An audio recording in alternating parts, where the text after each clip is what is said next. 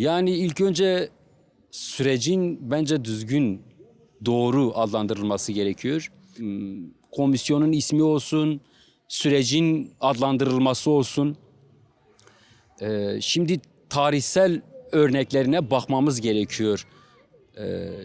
Güney Afrika'da yani Mandela'yla çözüm süreci başlatıldığında Mandela'yı hücreden çıkarıp evine götürün. Biz onunla bir süreç başlattık. Onun orada olması ahlaklı değil diyen bir irade söz konusu tarihte.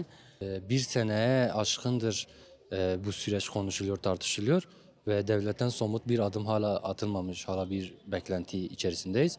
Türkiye nasıl bir yerdir denildiği zaman Türkiye'de barış süreci vardır, halklar eşittir, Kürt ayrı değildir, Türk ayrı değildir, Laz ayrı değildir gibi bir sonuç oluşması gerekiyor. Biz de halk olarak zaten bunu istiyoruz, bunları istiyoruz.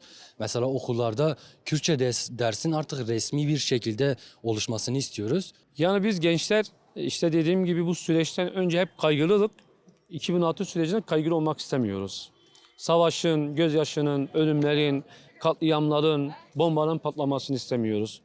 Yani fikirsel zihniyetler tartışsın, fikirsel politik tartışmaları yürütsün. Bunları yaptığımız an itibariyle 2006 süreci gençler olarak çok iyi geçecek. Siyasi olarak bir barış sürecine girdik. Bu bizim için çok önemli. Umudumuz barıştan yana. Barışın olduğu yerde her şey otomatik olarak hem eğitim, hem huzur, hem mutluluk yani refah seviyesi en üst seviyede artar.